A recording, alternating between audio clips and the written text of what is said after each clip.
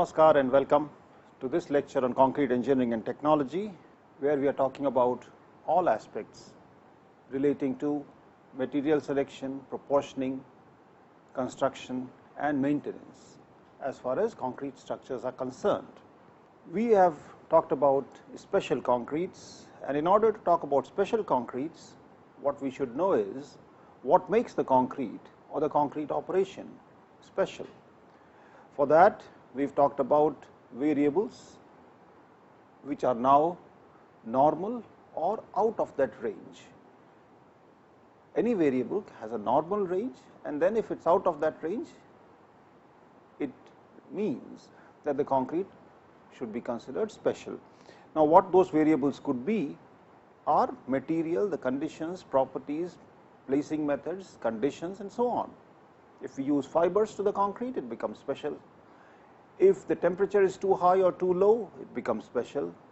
If the properties in terms of strength, workability, air content, density, so on, if they are out of the normal range, then the concrete becomes special. If the method of placing or conditions of placing are different than normal, the condition is special, and therefore, concrete needs to be treated as special, which means that all aspects relating to that concrete would be deemed to be special.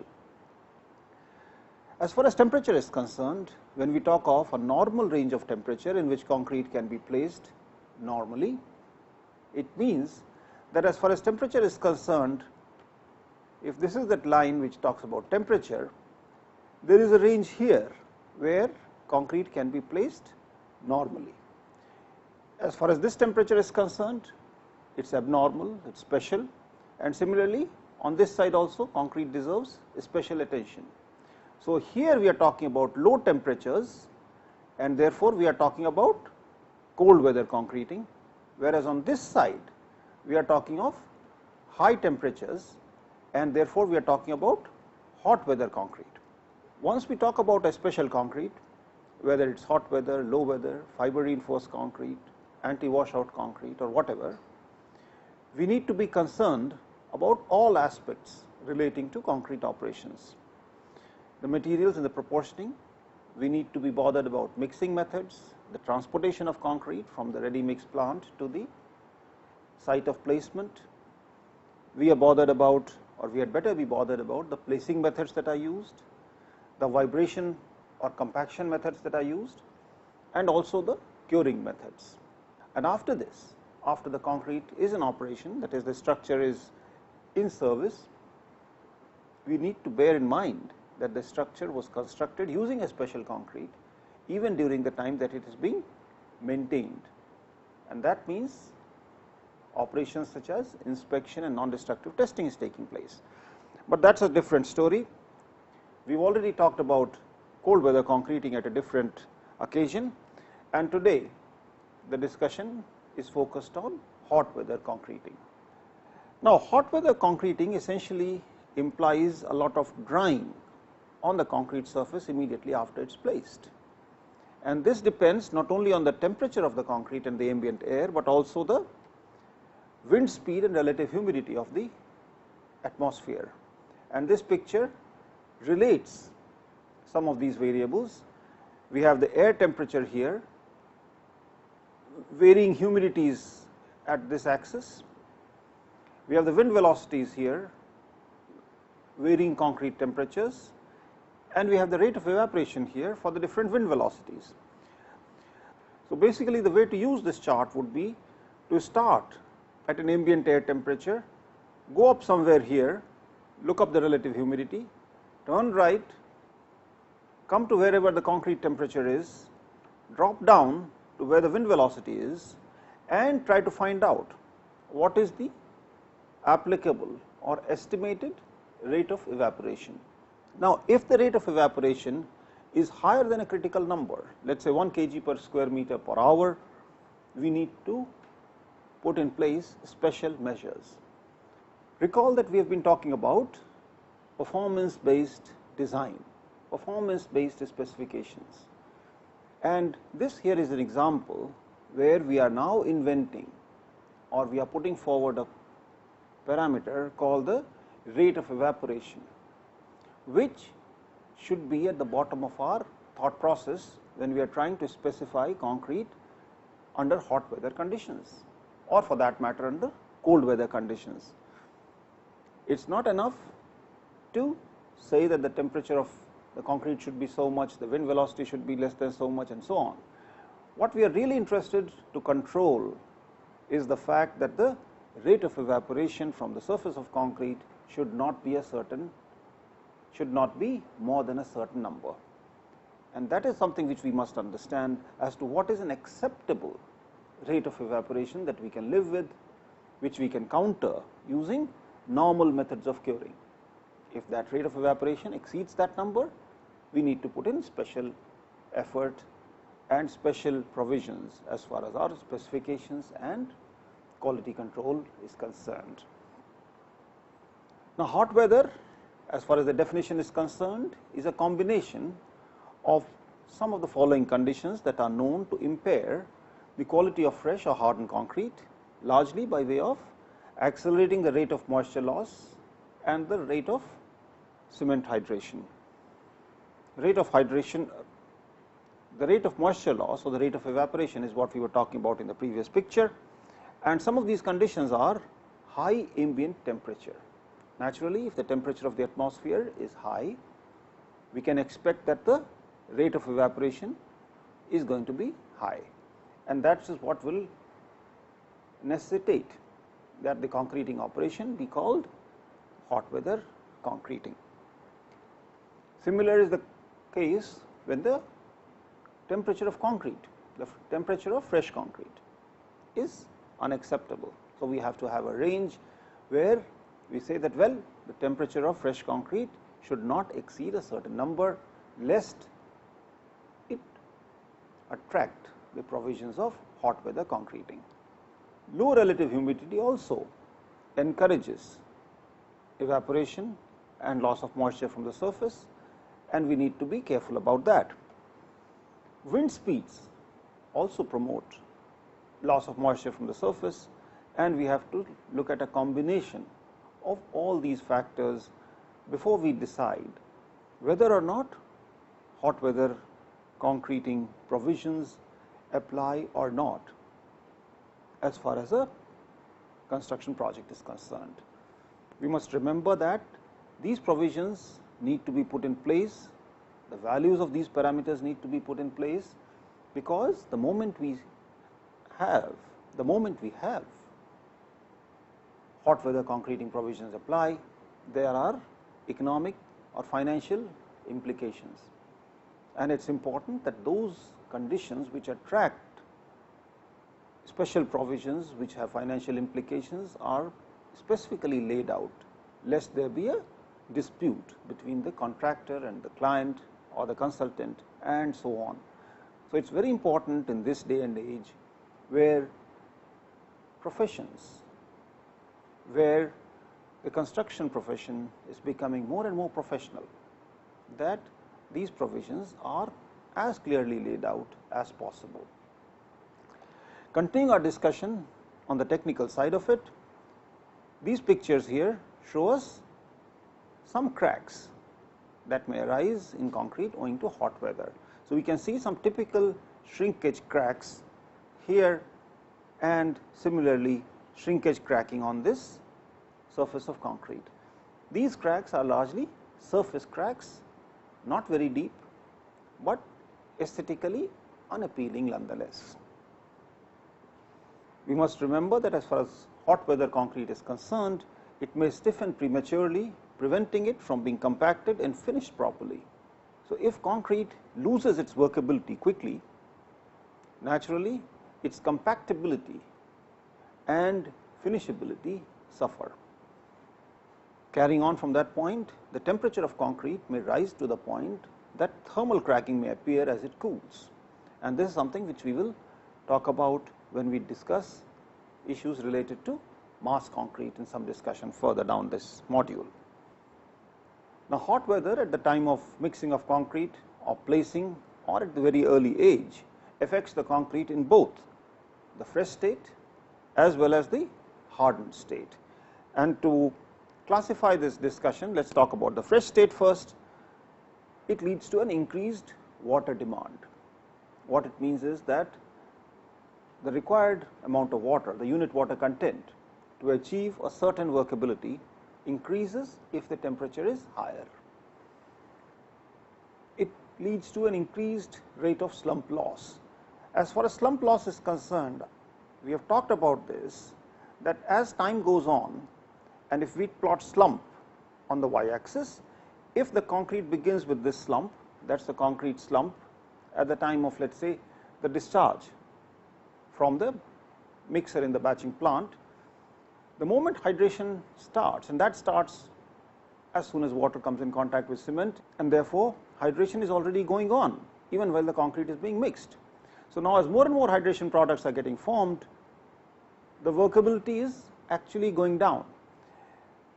If this was the initial slump, over a period of time we can expect that the concrete will stiffen, and this loss of slump may be gradual as shown here, or it could be rapid as is shown here. So as far as hot weather concreting is concerned, we are looking at this scenario, or more possibly something like this, which is more rapid. And this slump loss really means that from the time that the concrete is released from the batching plant till the time that it reaches the site of placing, that is the construction site, we may already have had a certain amount of slump loss depending on the temperature, and this part needs to be factored in when we are proportioning our concrete mixes, when we are transporting the concrete, and so on and so forth. Some of these points we will see subsequently in this discussion today.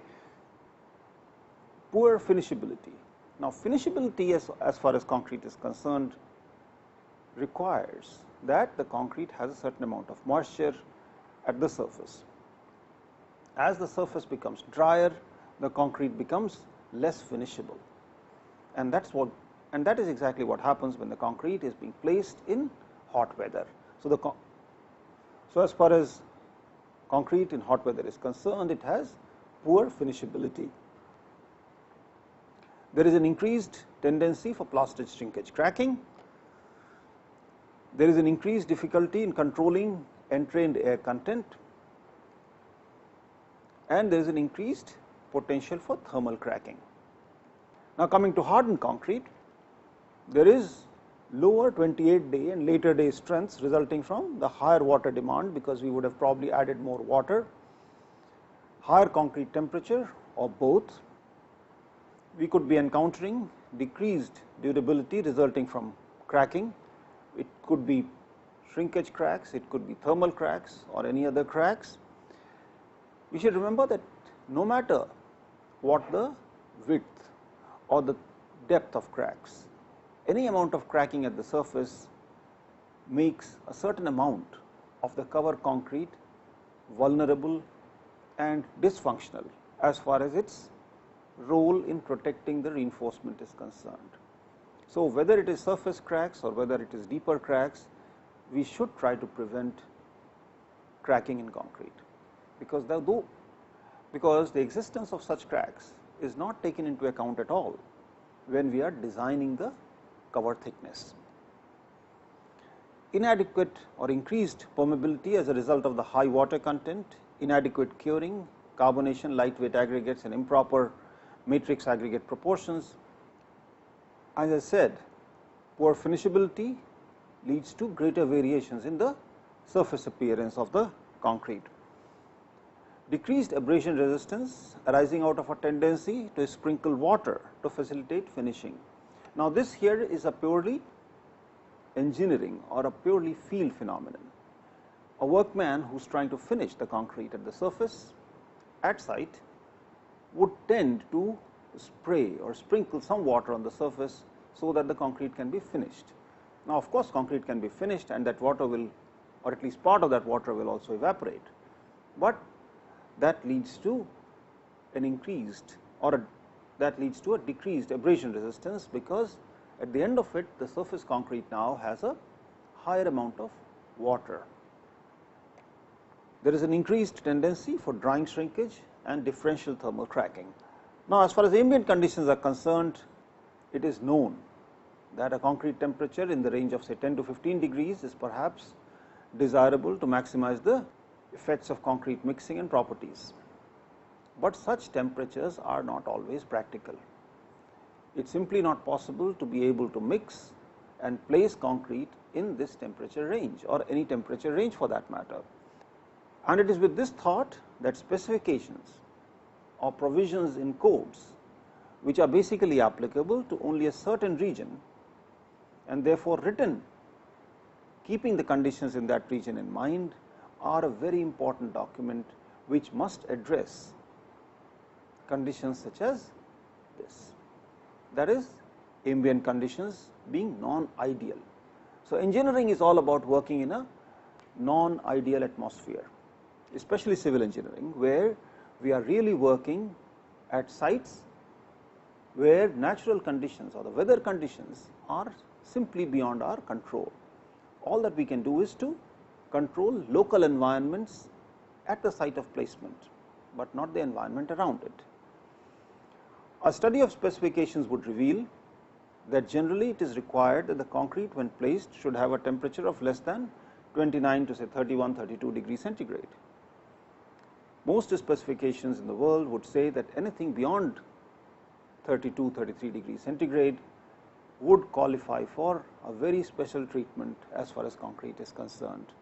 And similarly, different specifications may lay down different numbers as far as the level at which the atmospheric temperature would necessitate the concreting operation to be called hot weather. In other words, the conditions need to be determined on a case to case basis as far as hot weather is concerned, and temperatures of approximately even 35 to 38 degrees may be acceptable. In fact, the importance of specifications and the variations therein can be seen even in something very different, that is the temperature at which concrete is cured. Standard curing conditions for water temperature when concrete cubes for normal quality control is concerned are to be kept. In certain specifications, the concrete should be stored in 20 degrees centigrade. In certain specifications, it could be 27 degrees centigrade and so on. This variation comes from the fact, or at least one of the important considerations that leads to this difference is the fact that concrete is actually being exposed to different temperatures in different countries, and those specifications therefore must reflect that temperature, number one. And number two, it is uneconomical to spend resources in cooling or heating a curing pond to maintain standard conditions. So, it is the combination of economics and the real conditions or the actual conditions at site that prompt specifications in different countries or different regions to have different curing temperatures. Carrying that thing forward, we could also imagine that these specifications would be different as far as definition of a hot weather, or for that matter even a cold weather concrete is concerned. When we are working with hot weather concrete, we may like to take special steps such as moistening the concrete aggregates that are dry and absorptive. If we moisten the aggregates, they would absorb less water, they would tend to absorb less water, and whatever water is available shall be used for maintaining the workability of the concrete. We may keep the concrete temperature low by either cooling the aggregates or by cooling the mixing water. We need to dampen the subgrade and forms prior to placing concrete. Concrete should not be cast against very hot surface, whether it is the ground surface or it is the formwork. And if the formwork is scorching hot, especially for example, if you are using steel plates, the plates could be really very hot in a hot summer day. So, those plates need to be cooled down by sprinkling water. At the same time, we must ensure that the water is not sticking to those plates and the subgrade does not have a pool of water gathered somewhere. We may erect temporary wind breaks to reduce the wind speeds over the concrete surface. So, like I said, it is not possible to control the wind speeds in an open site, but what we can do is to erect temporary structures to protect the actual site of placing, at least till such time as concrete has gathered sufficient strength, or the fresh concrete is protected before it is exposed to the elements of nature. We could erect temporary sunshades to reduce the concrete surface temperatures. And continuing our discussion, we may use materials in mixed proportions that have a good track record in hot weather conditions. We need to organize a pre-construction conference to discuss the precautions required for the project and the actual scheme of operations, and figure out whose responsibility will be the different operations. It is often recommended to have trial batches of concrete and mock-up exercises to validate assumptions and ensure quality construction. As far as this part is concerned, this is related to the discussion here. At the end of it, there are assumptions, there are estimates, whether it is the strength development is concerned, whether it is the rate of evaporation is concerned, whether it is the special curing method that is going to be used is concerned, whether it is the actual material which is going to be used as a curing compound is concerned, and so on. Therefore, it is always better to have a trial run. Use the actual materials, use the actual proportions of concrete, cast a mock-up structure in the actual conditions and measure the parameters that we want to use as a yardstick or a benchmark of performance of concrete in that weather. As far as water requirements is concerned, we have already said that higher water temperatures cause higher concrete temperatures, and hence more water is needed for the same slump, and the extra water tends to decrease the strength, durability, water tightness and other properties of concrete. Drying shrinkage increases with the total water content, and concrete cast in hot weather is also susceptible to thermal shrinkage as it subsequently cools. An effort should be made to use cooled water, as it will reduce the concrete placing temperature and also help in reducing the water demand for a given level of workability. This picture here shows how ice is being crushed and will be used in the batching plant as a partial substitute for mixing water. Substituting ice for a part of mixing water substantially lowers the concrete temperature, and ice, whether it is crushed, shaved or chipped, when placed directly into the mixer as part of the mixing water, can reduce concrete temperatures. But it should be remembered that not more than a certain number. Of course, the number that I have given here is 75%, but it should be remembered that not more than a certain percentage of the mixing water should be used as ice. We cannot put all ice in it. A certain amount of water with a certain amount of ice. The ice must not melt before it is placed in the mixer, but must melt completely prior to the completion of the mixing of concrete. So, these are some of the specifications, or these are some of the precautions that one must take.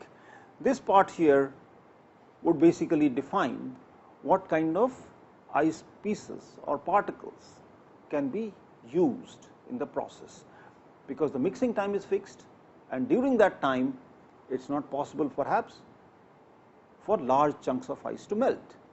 At the same time, if the ice is shaven or chipped to a very fine size, it will be less effective. Carrying on, as far as ingredients is concerned, let us talk a little bit about cement. The cement type affects the hot weather performance of concrete. Now, cement type means the chemical composition or constitution of cement in terms of the good old friends, tricalcium silicate, dicalcium silicate, tricalcium aluminate and the C4AFs. Generally, use of slower setting Portland cement may improve handling characteristics of concrete in hot weather, because if the cement tends to set slower than normal, it gives so much more time to the engineer to be able to place the concrete and finish it, and that increases the quality as far as the final product is concerned in hot weather. When using slow hydrating cements, the slower rate of heat development and the simultaneous dissipation of heat from the concrete results in lower peak temperatures, leading to less thermal expansion and reduced risk of thermal cracking. We may also try to limit the cement content or the unit cement content in the concrete, but keeping in mind that the amount of cement that needs to be there is obviously there. For example, from the point of view of strength and durability. On the other side of it, concretes that have high strength at early ages, that are required to have high strength at early stages, also tend to develop high concrete temperatures during initial curing. Such concretes therefore need to be provided thermal protection to ensure gradual cooling. At the end of it, the basic discussion is the following: the temperature increases and then decreases. This is time. Basically, if we look at how the temperature of concrete changes, this is a picture which shows that as the hydration continues, the temperature increases and then reduces. This increase in temperature is coming from the fact that the heat dissipation is lower than the heat generation on account of hydration. So, the two parameters that define this discussion is the peak temperature and the time it takes for this temperature to reach. If we are somehow able to reduce this peak temperature to something like this, or we are able to delay the peak as shown here, our life as far as the problems on account of thermal stresses will be much easier. So, as far as hot weather concreting is concerned, the discussion is more or less similar. Hydration is also related to strength development. So, as we are talking about here, in concretes which are required to have high early strength, they also tend to have a high generation of heat in the beginning, and if that happens, we really need to have special precautions taken to ensure cooling or appropriate cooling in order to make sure that cracking does not happen at the end of the day. Coming to mineral admixtures or supplementary cementitious materials, such materials including fly ash, ground granulated blast furnace slag, etc., can be used, and their use as partial replacement for Portland cement lead to a slower rate of setting and also of early strength gain to the concrete, which is desirable as far as hot weather concreting is concerned. So, we reduce the amount of heat generated and also we delay the hydration process, slow it down. In cases when rapidly setting cements are being used, mineral admixtures may be used to improve the performance of concretes. Further, the use of fly ash may also reduce the rate of slump loss for concrete under hot weather. Continuing our discussion with chemical admixtures, admixtures that have both water reducing and set retarding properties are used widely when we are trying to work with hot weather concretes, and they can be used to avoid strength loss that may otherwise result from high temperatures in concrete. And superplasticizers are used to produce flowing concretes under hot conditions, and this improved property of concrete permits more rapid placement and consolidation of the concrete. So, it is really just using the properties of plasticizers or superplasticizers to our advantage as far as hot weather concreting is concerned. We should remember, however, to make it a point to check the compatibility of the chemical admixtures used with the cement and at high temperatures or at the normal temperature at which it is being used. As far as aggregates are concerned, steps can be taken to ensure that the gradation and the particle shape of the aggregate is such that the water demand is minimized. we could consider blending of aggregates as an option. And remember that whereas on one hand crust coarse aggregates contribute to a higher water demand, they also provide better resistance to cracking on the other hand.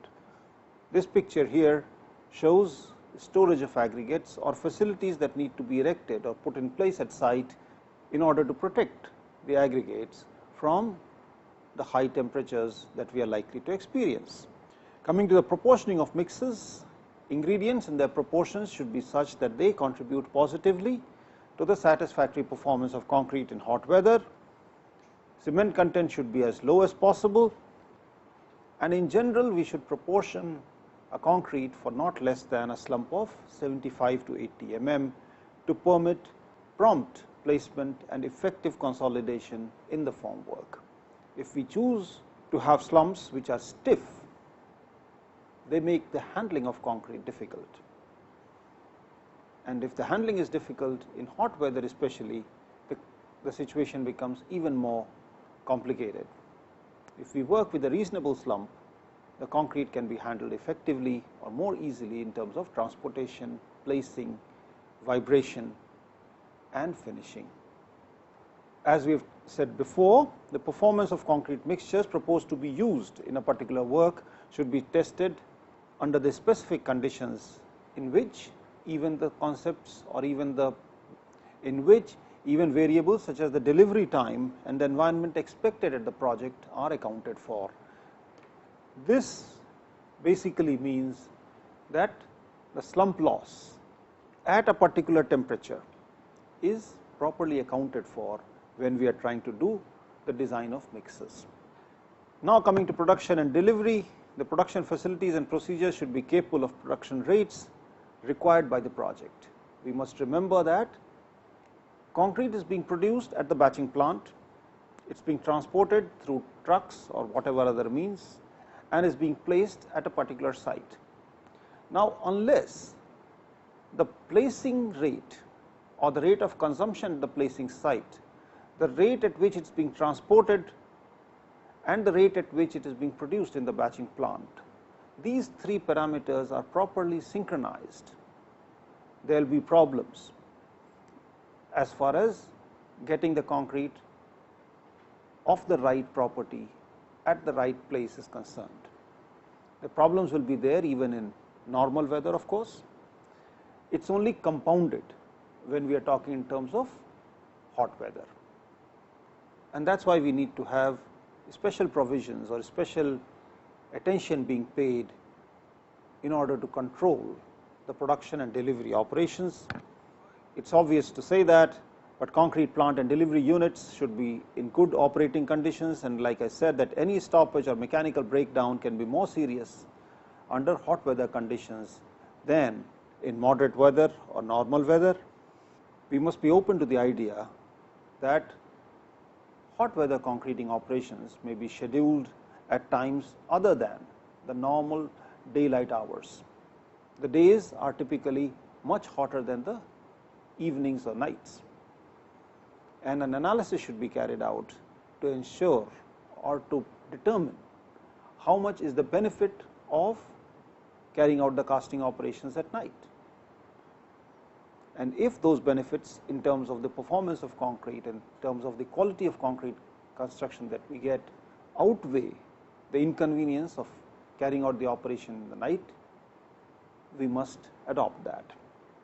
As far as the temperature control of concrete is concerned, the temperature of concrete of usual proportions can be reduced by about 0.5 degrees by any of the following methods: a 4 degrees reduction in cement temperature, 2 degree reduction in water temperature, and a 1 degree reduction in the temperature of aggregates.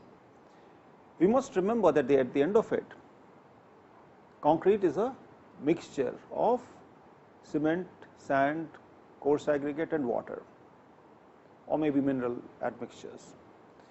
Each of these have their own temperatures, and when they are mixed in a certain proportion, there is reason to believe that the temperature of that mixture will be related to the temperatures and the relative proportions of these ingredients.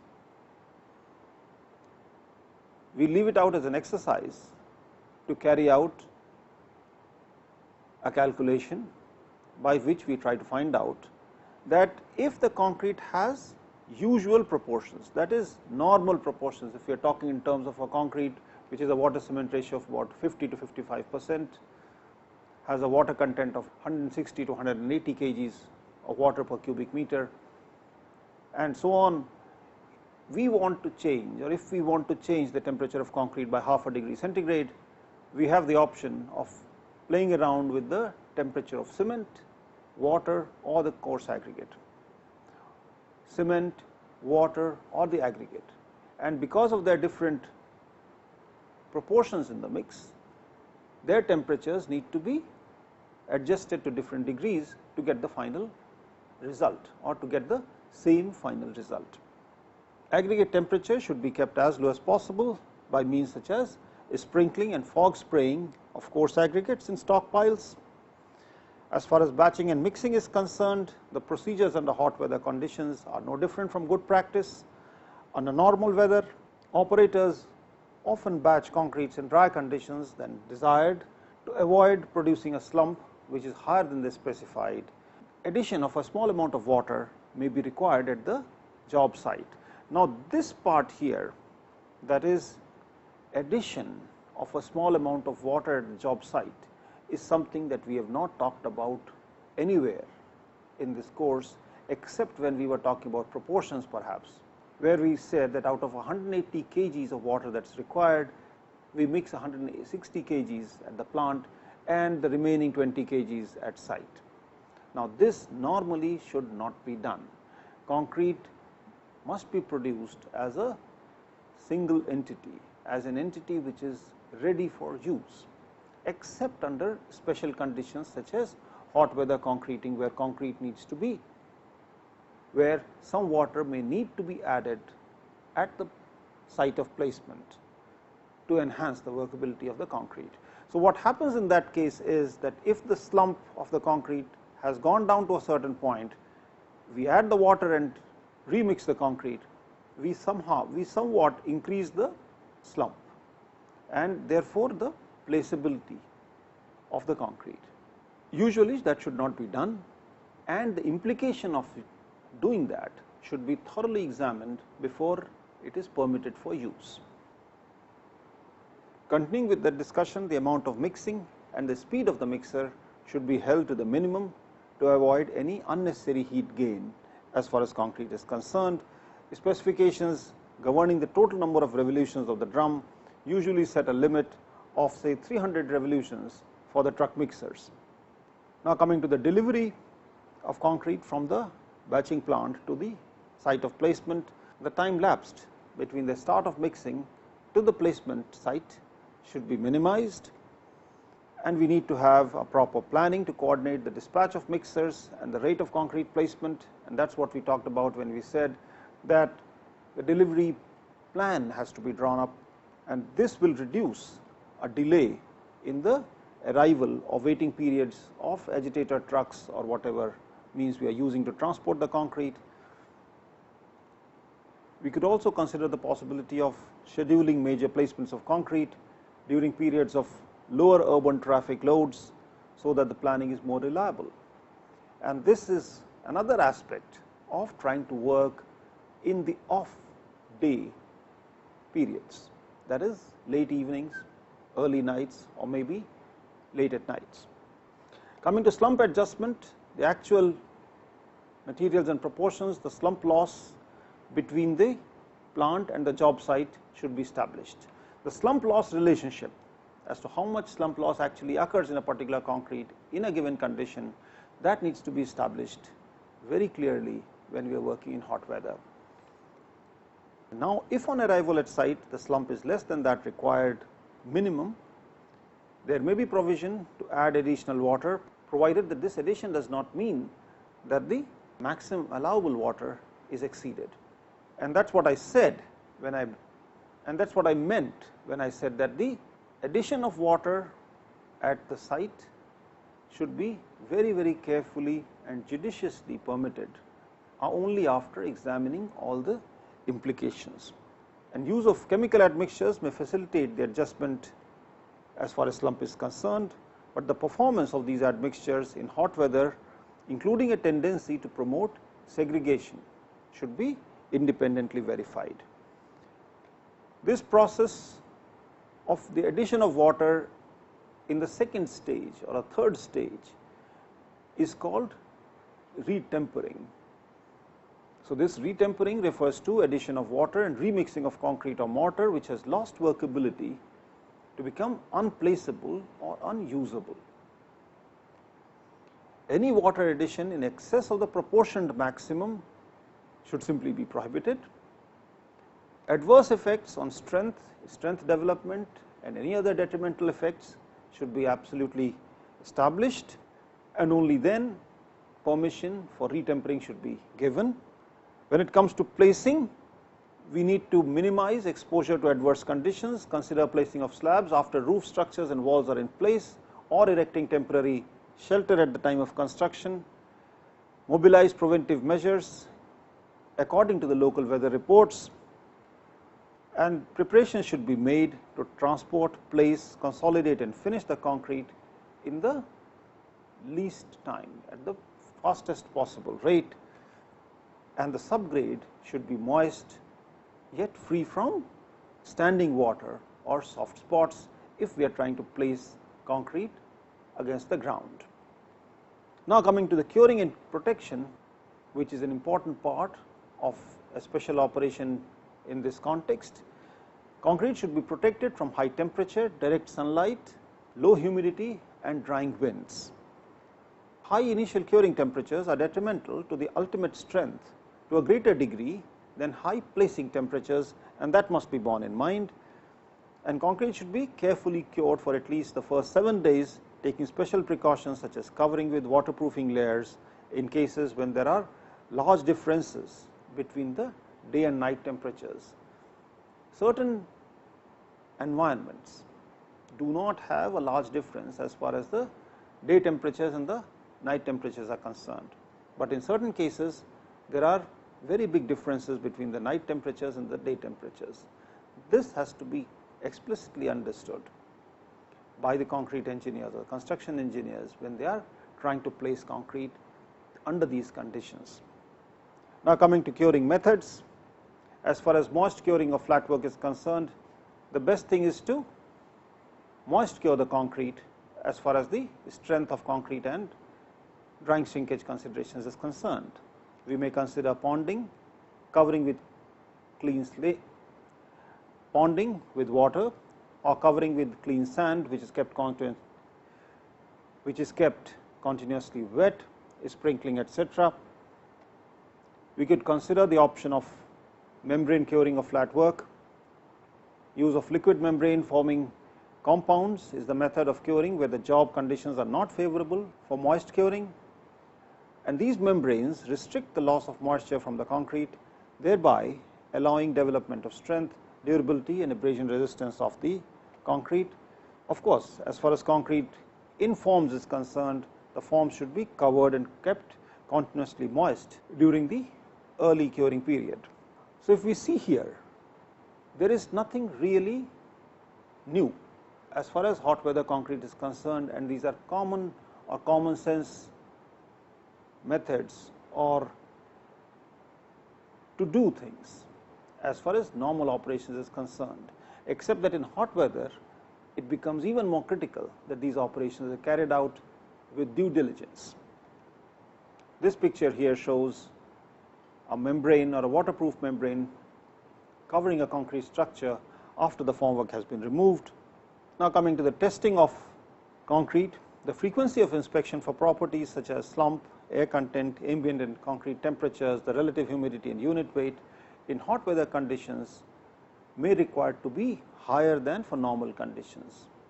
Now, this is another aspect of quality control. The frequency of testing needs to be related to the likelihood of damage, and since the likelihood of damage in hot weather is higher, the frequency should be higher.